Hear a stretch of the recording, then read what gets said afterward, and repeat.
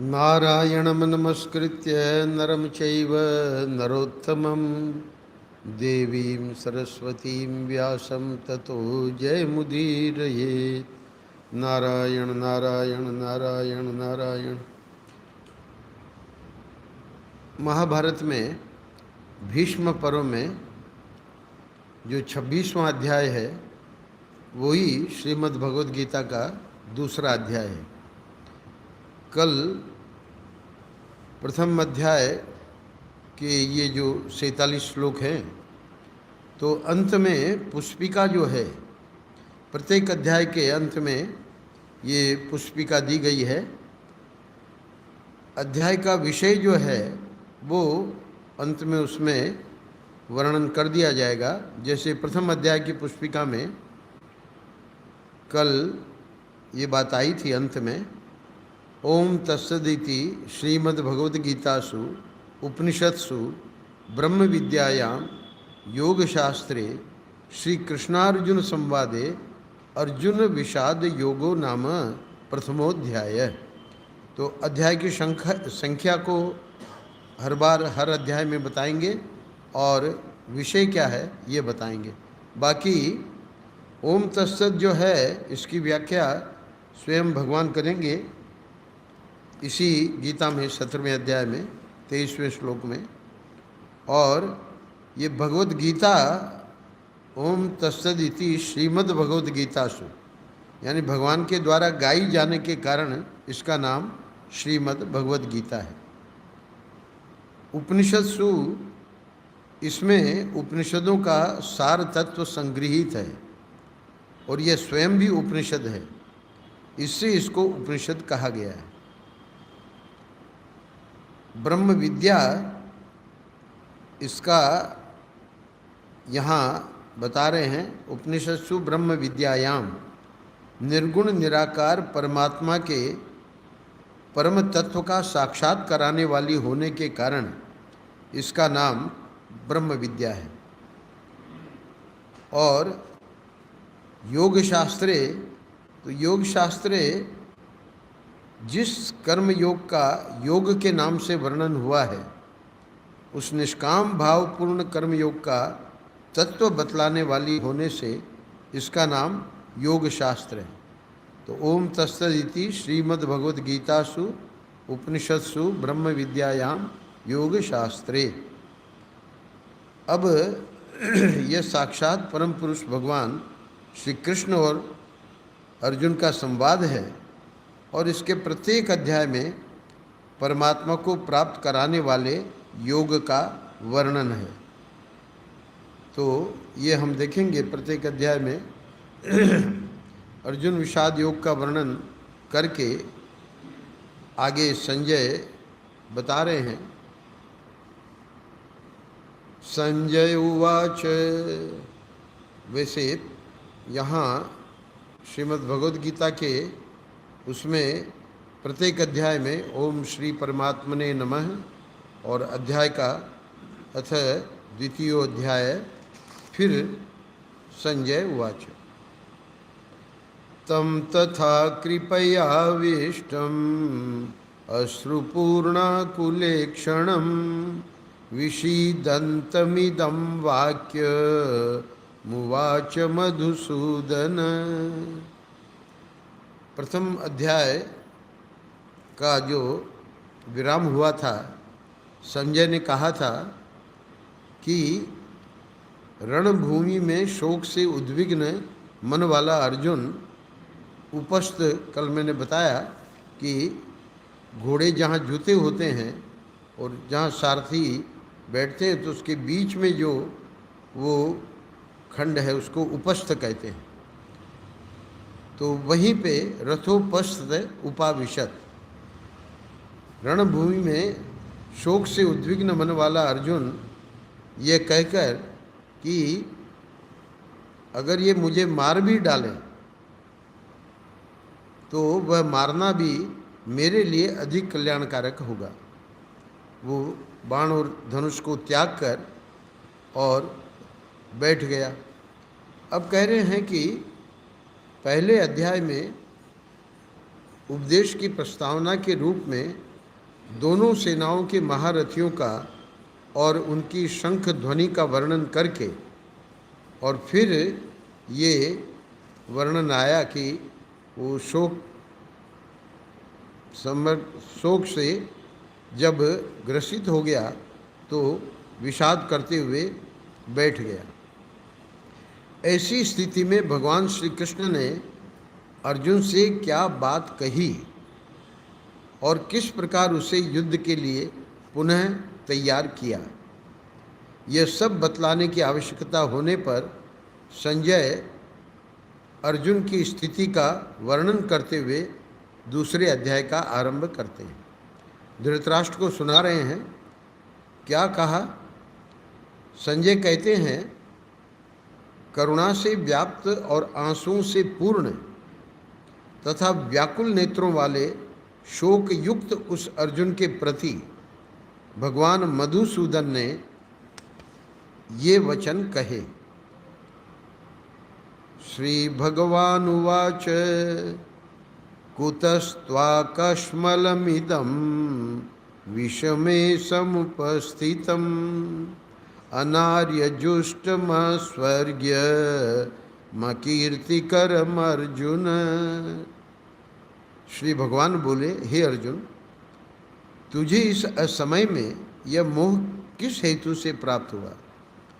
क्योंकि न तो यह श्रेष्ठ पुरुषों द्वारा आचरित है और न ही यह स्वर्ग को देने वाला है और न ही कीर्ति को प्राप्त करवाने वाला है।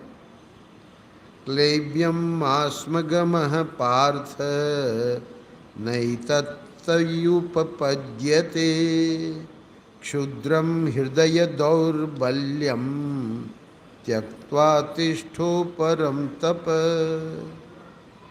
इसलिए हे अर्जुन, नपुंसकता को तुम प्राप्त मत हो। तुझमें यह उचित नहीं जान पड़ती। हे परम तप, हृदय की तुच्छ दुर्बलता को त्याग कर युद्ध के लिए खड़ा हो जा। अब कहाँ तो इतना शोक संविग्न और धनुष और बाण छूट गया है और कांप रहा है, और कहाँ भगवान कह रहे हैं कि तुच्छ दुर्बलता को, हृदय की तुच्छ दुर्बलता को त्याग कर युद्ध के लिए खड़ा हो जा। तो अर्जुन को कहना पड़ा। अर्जुन क्या कहते हैं? अर्जुन उवाच कथम भीष्ममहं संख्ये द्रोणं च मधुसूदन इषुभिः प्रतियोत्स्यामि पूजार्हा वरिसूदन।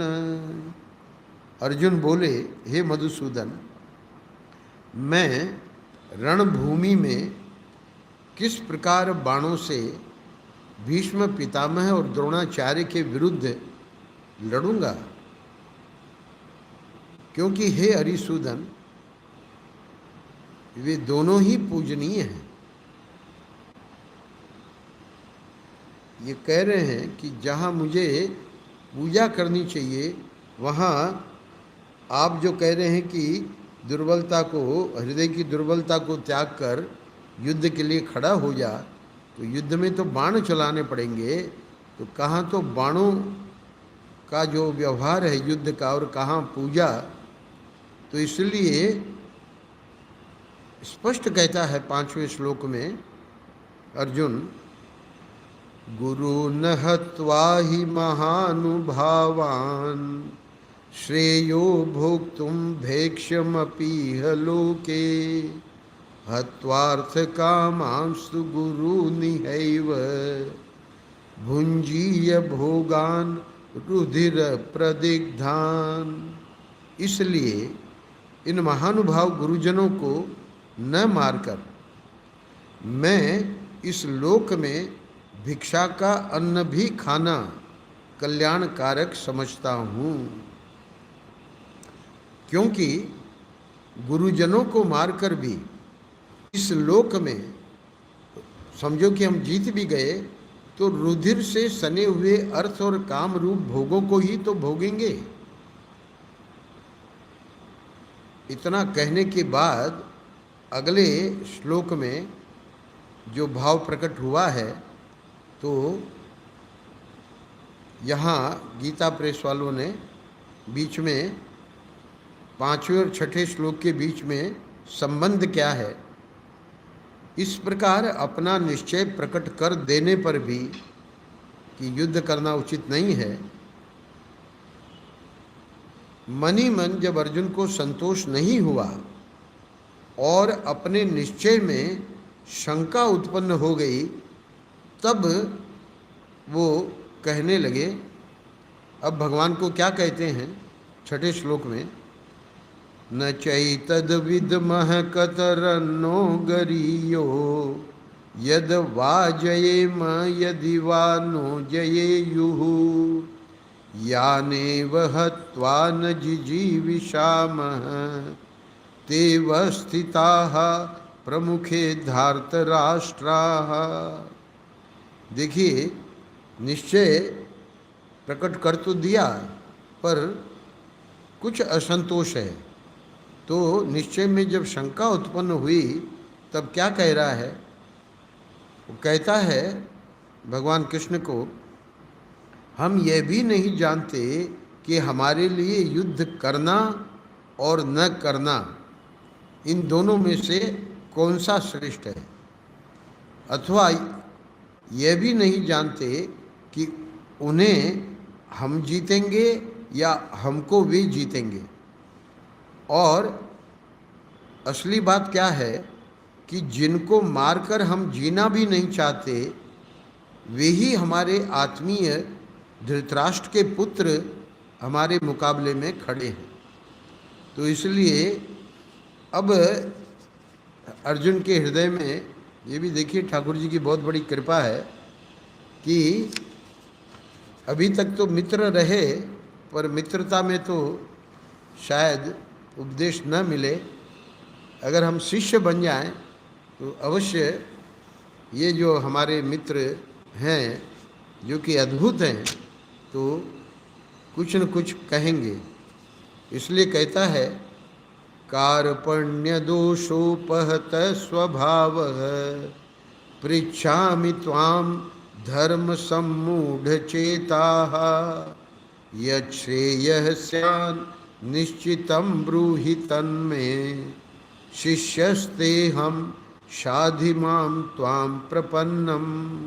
अर्जुन 7वें श्लोक में दूसरे अध्याय में कहता है कि कार्पण्य यानी ये कायरता रूप जो दोष है, वो मानो मेरा जो क्षत्रिय स्वभाव है वो तो उपहृत हो गया है, अब वो क्षत्रिय स्वभाव रहा नहीं मेरे में।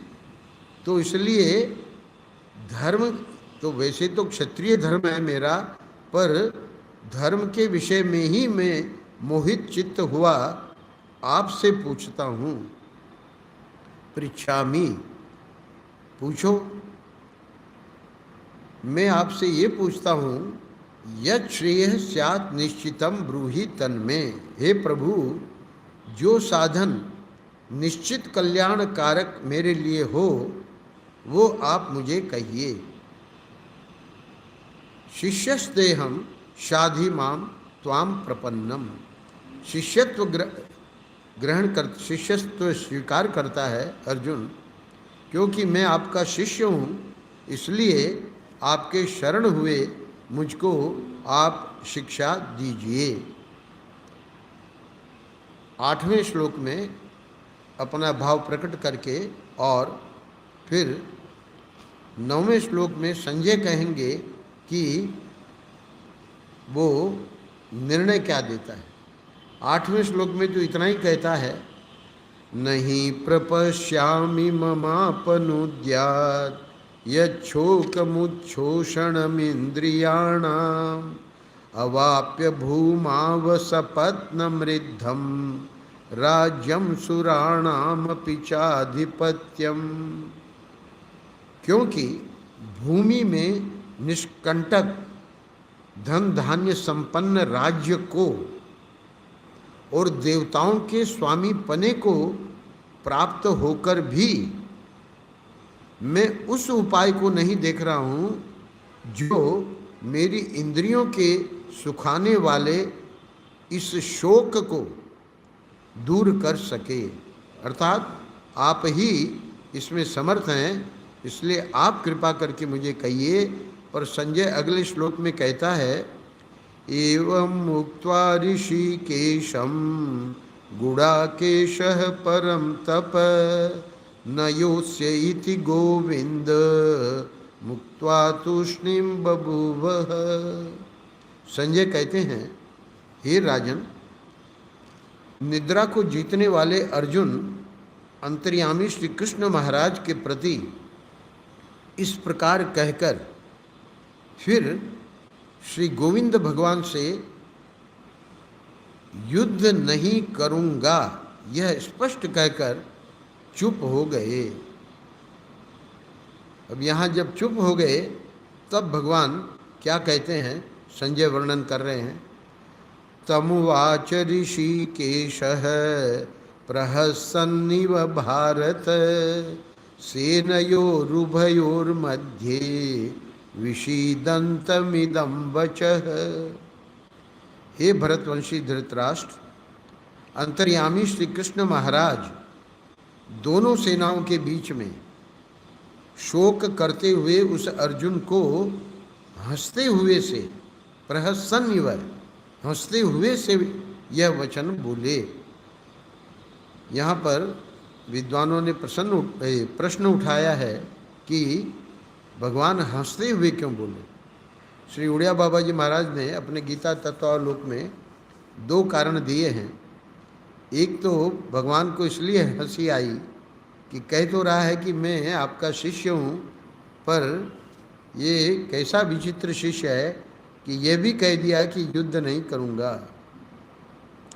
और दूसरा कारण ये भी था हंसी का, हमारे श्री उड़िया बाबा जी महाराज ने बहुत ही सुंदर कहा है। कहते हैं कि भगवान को इसलिए हंसी आई कि अगले श्लोक में इसका हंसी का कारण समझ में आ जाएगा। तू बातें तो पंडितों की सी करता है, अर्थात प्रथम अध्याय में तूने जो युक्तियां दी हैं, जैसे कि तू बड़ा भारी पंडित है और जिनके लिए शोक नहीं करना चाहिए उनके लिए शोक करता है। पंडित लोग तो कभी शोक, आगे बतावेंगे 11वें श्लोक में, तो शोक तो बिना मोह के होता नहीं, और मोह का मूल जो है वो राग है। तो जिन्हें जीवितों से राग नहीं होता है उन्हें उनके मरने पर शोक भी नहीं होता है, और वे ही तत्व ज्ञान के अधिकारी होते हैं।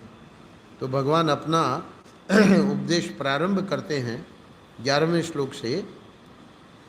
मैं श्लोक और श्लोक का अर्थ करके, और भगवान भाष्यकार आदि शंकराचार्य जी ने ये जो 55 श्लोक यानी दूसरे श्लोक से लेकर 47वें श्लोक तक प्रथम अध्याय, और ये जो 10 श्लोक यानी 9वें श्लोक तक, तो ये 55 श्लोकों का क्या लबोलबाब है वो बहुत ही संक्षेप में भगवान शंकराचार्य जी ने, प्रत्येक श्लोक पर तो भाष्य नहीं लिखा, वो तो 11वें श्लोक से ही करेंगे, पर यहाँ 11वें श्लोक के पूर्व जो 55 श्लोकों के बारे में संक्षेप में जो सार सर्वस्व बता दिया है वो सुनने लायक है।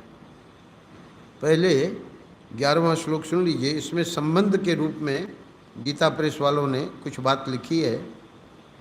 उपर्युक्त प्रकार से चिंतामग्न अर्जुन ने जब भगवान के शरण होकर अपने महान शोक की निवृत्ति का उपाय पूछा और यह कहा कि इस लोक और परलोक का राज्य सुख इस शोक की निवृत्ति का उपाय नहीं है, तब अर्जुन को अधिकारी समझकर उसके शोक और मोह को सदा के लिए नष्ट करने के उद्देश्य से भगवान पहले नित्य और अनित्य वस्तु के विवेचन पूर्वक सांख्य योग की दृष्टि से भी युद्ध करना कर्तव्य है, ऐसा प्रतिपादन करते हुए सांख्य निष्ठा का वर्णन करते हैं। श्रीभगवानुवाच अशोच्यानन्वशोचस्त्वं प्रज्ञावादांश्च भाषसे गतासून गतासूंश्च नानुशोचन्ति पंडिताः। श्री भगवान बोले, हे अर्जुन, तू न शोक करने योग्य मनुष्यों के लिए शोक करता है और पंडितों के ये वचनों को कहता है, परंतु जिनके प्राण चले गए हैं उनके लिए और जिनके प्राण नहीं गए हैं उनके लिए भी पंडित जन शोक नहीं करते। भगवान भाष्यकार अपने भाष्य में लिखते हैं, अत्र च दृष्ट्वा तु पांडवानीकम इति आरभ्य न योष्य इति गोविंदम उक्त्वा तूष्णीम बभूव है इति। यहाँ वो जो प्रथम अध्याय का दूसरा श्लोक, इस श्लोक से लेकर और न योष्य इति गोविंदम, ये जो 9वां श्लोक है दूसरे अध्याय का, इस श्लोक तक के यानी 55 श्लोकों के ग्रंथ की व्याख्या यूँ कर लेनी चाहिए कि यह प्रकरण प्राणियों के शोक मोह आदि जो संसार के बीजभूत दोष हैं उनकी उत्पत्ति का कारण दिखाने के लिए है। अर्थात एक एक श्लोक की व्याख्या की आवश्यकता नहीं है। कहते हैं कि कथम भीष्म महम संख्ये, भगवान भाष्यकार लिखते हैं कि ये जो कहा कि मैं ये जो पूजनीय हमारे गुरु हैं इनको मैं बाणों से कैसे मारूं, तो ये मेरे हैं, मैं इनका हूँ। इस प्रकार अज्ञान जनित स्नेह विच्छेद आदि कारणों से होने वाले अपने शोक और मोह दिखाए हैं। स्वामी रमणानंद जी महाराज अभी आए हुए थे तो एक बहुत प्यारी बात उन्होंने कही। गोपालगढ़ में उनका प्रवचन रखा था हमने, 2-3 दिन के लिए ही आए थे और हमने प्रार्थना की कि आप कुछ सुनाइए। तो उन्होंने सुनाया, किसी ने कह दिया कि छांदोग्य पर सुनाइए। जो प्रवचन सुनाया है वो तो बाद में यहाँ YouTube में हम डाल देंगे, सभी लोग सुन सकते हैं। उन्होंने एक संस्मरण सुनाया गाजीपुर का कि सिद्ध महात्मा बैठे थे, गर्मियों का दिन था और पंखा लेके, उनके हाथ में पंखा था, 3-4 लोग हम लोग बैठे थे। तो एक मैया आ गई और बैठ के कहने लगी रोते रोते, महाराज आप कुछ करिए, जाओ जाओ जाओ यहाँ से जाओ, हमारे पास कुछ नहीं है। महात्मा ने कहा। अब वो वहाँ से उठे नहीं और बार बार रोती हुई कहे कि महाराज कुछ करिए। अच्छा बोलो, कहो क्या कारण, क्या बात है। तो रोती रोती वो मैया कहती है कि मेरा बेटा जो है वो कहना नहीं मानता। रमणानंद जी महाराज ने सुनाया कि वो जो पंखा था महात्मा के हाथ में, वो पंखे से धीरे से पीट दिया मैया को और वो महात्मा बोले, तू भगवान का मानती है क्या? मेरा बेटा कहना नहीं मानता, तू भगवान का मानती है क्या? अब वो मैया चुप हो गई। तो रमणानंद जी महाराज ने समझाया कि भगवान कह रहे हैं कि ये अहमता ममता यही तो अज्ञान है। ये मेरा बेटा है, मैं इसकी माँ हूँ, इसी को शोक मोह को भगवान भाष्यकार कह रहे हैं कि ये मेरे हैं, मैं इनका हूँ। इस प्रकार अज्ञान जनित स्नेह विच्छेद आदि कारणों से होने वाले अपने शोक और मोह भगवान ने दिखाया है। यानी ये जो पूरा प्रकरण है 55 श्लोकों का, इसमें ये दिखाया गया है कि ये शोक मोह के कारण होता क्या है। यद्यपि वह अर्जुन स्वयं ही पहले क्षात्र धर्म रूप युद्ध में प्रवृत्त हुआ था, तो भी शोक मोह के द्वारा विवेक विज्ञान के दब जाने पर, शोक मोह करता क्या है कि हमारा जो विवेक विज्ञान है उसको दबा देता है। तो अब वो युद्ध से रुक गया। अब वो कह रहा है कि मैं न योषे इति गोविंदम। और क्या कह रहा है, भिक्षा द्वारा जीवन निर्वाह कर लूँगा। इसका मतलब वो तो क्षत्रिय धर्म है, भिक्षा करना क्षत्रिय का धर्म नहीं है। यानी दूसरों के धर्म का आचरण करने के लिए वो प्रवृत्त हो गया। यहाँ भगवान भाष्यकार लिखते हैं कि इसी तरह है शोक मोह आदि दोषों से जिनका चित्त घिरा हुआ हो, अर्जुन की बात छोड़ दीजिए, जो भी है शोक मोह में करते क्या हैं, ऐसे सभी प्राणियों से स्वधर्म का त्याग और निषिद्ध धर्म का सेवन स्वाभाविक ही होता है। भगवान भाष्यकार रहस्य बता रहे हैं कि एक तो गलती ये हो गई। अच्छा, कल्पना करिए कि नहीं, वो दूसरे का धर्म का सहारा नहीं लेते हैं, अपने ही धर्म में हैं, तो अब क्या कठिनाई है। यदि वे स्वधर्म पालन में लगे हुए हों तो भी, ध्यान से सुनिएगा, यदि वे स्वधर्म पालन में लगे हुए हों तो भी उनके मन, वाणी और शरीर आदि की प्रवृत्ति फलाकांक्षा पूर्वक और अहंकार सहित ही होती है। ऐसा होने से पुण्य पाप दोनों बढ़ते रहने के कारण अच्छे बुरे जन्म और सुख दुखों की प्राप्ति रूप संसार निवृत्त नहीं हो पाता। अतः पूरे 55 श्लोकों का जो लब्बो लबाब है वो क्या है, शोक और मोह ये दोनों संसार के बीज रूप हैं। जब तक ये शोक और मोह है, यानी जब तक ये अज्ञान है, तब तक ये संसार निवृत्त नहीं हो सकता। तो इसलिए इन दोनों की, शोक और मोह की निवृत्ति कैसे होगी, सर्व कर्म संन्यास पूर्वक आत्मज्ञान के अतिरिक्त अन्य उपाय से नहीं हो सकती।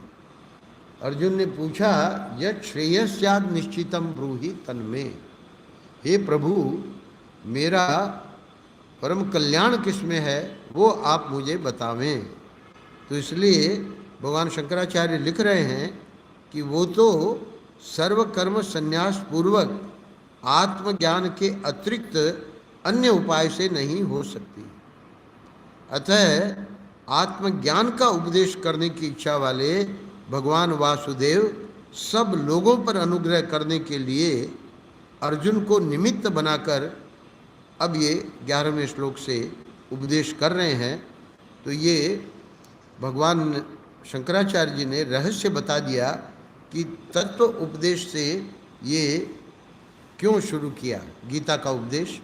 इस पे परम पूज्य महाराज श्री का क्या कहना है वो मैं कल बताऊंगा। नारायण नारायण नारायण।